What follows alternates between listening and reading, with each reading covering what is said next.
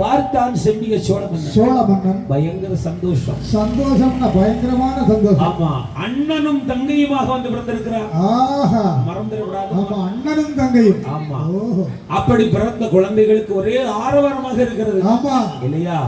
பிள்ளை இல்லாமல் பல வருடங்களுக்கு பிறகு அரண்மனையிலே குழந்தை பிறந்திருக்கிறது. ஆமா, எவ்வளவு சந்தோஷம் இருக்கும். எவ்வளவு சந்தோஷம். தான தர்மங்களை வாரி வாரி அழைக்கின்றார். கோதானம், பூதானம், வஸ்திரதானம், அன்னதானம் என்று தானங்களை வாரி இழைக்கின்றார். ஆமா, அப்படி இருக்கிற சமயத்தில் தருணத்தில் பெயர் போடணும் அல்லவா? போடணும். 28க்கு நூல் கட்டணும். நூல் கட்டி என்ன பெயர் கொடுக்கிறாய் என்று பார்த்தோமே ஆனால் நீலனென்றோ நீலியோ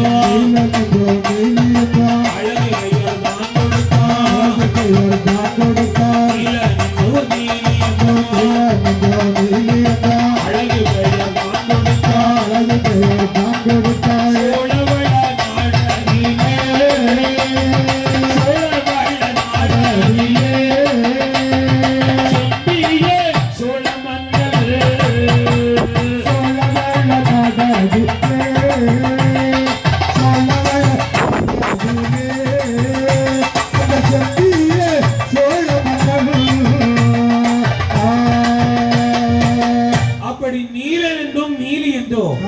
மூத்தம குழந்தைக்கு ஆண் மகன் அல்லவா?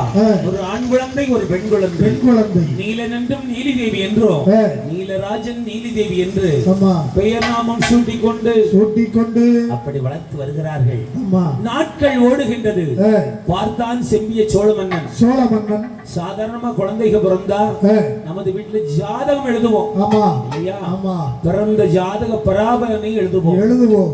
அரண்மனையில பிறந்த குழந்தைகள் ஜாதகம் எழுத மாட்டாங்களா? கண்டிப்பா எழுதுவாங்க. அப்படி தலைமை ஜோதிடனை வரவழைத்து சொற்பொருட்சம் கேட்க வேண்டும் என்று சொல்லிக்கொண்டு ஜோதிடனை அழைக்கின்றான் செம்பிய சோழ மன்னன். எப்படி அழைக்கிறான் என்று பார்த்தோமே ஆனால் வறுமையா ஜோதிடரே ஜோதிடரே ஜோதிடரே ஜோதிடரே அதை வந்து சொல்ல கீழா சொல்ல கீழாய் வறுமையா ஜோதிடரே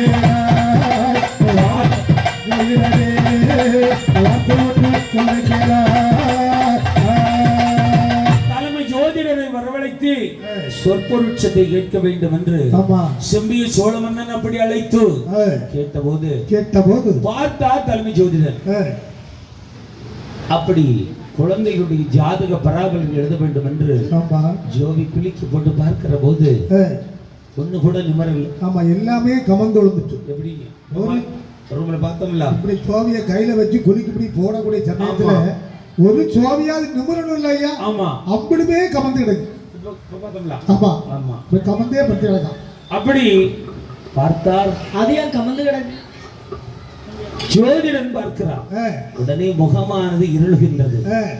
ஜோதிடனுக்கு முகத்துல வளர்ச்சி இல்ல. ஆமா, பார்த்தான். என்னடா குழந்தைகளுடைய ஜாதகம் இப்படி இருக்கிறதே, இப்படி இருக்கு. அப்படி மறுபடி எடுத்து திரும்பவும் போட்டு பார்க்கிறான். ஆனாலும் ஒண்ணு கூட அம்மா கமந்தாடு.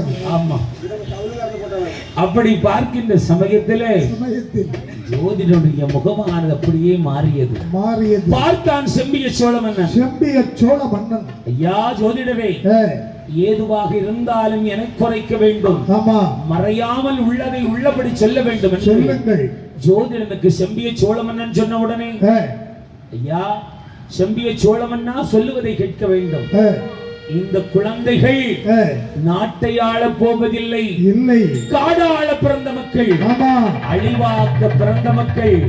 எப்படி உரைக்கிறான் இந்த சோதரன் பார்த்தோமையானால், நாடாள போவதில்லை இந்த இரு மக்களுமே, நாடாள போவதில்லை இந்த இரு மக்களுமே, நாடாள பிறந்த பிள்ளை என்று அவன் சொல்லுவானா, நாடாள பிறந்த பிள்ளை என்று அவன் சொல்லுவானா, போவதில்லை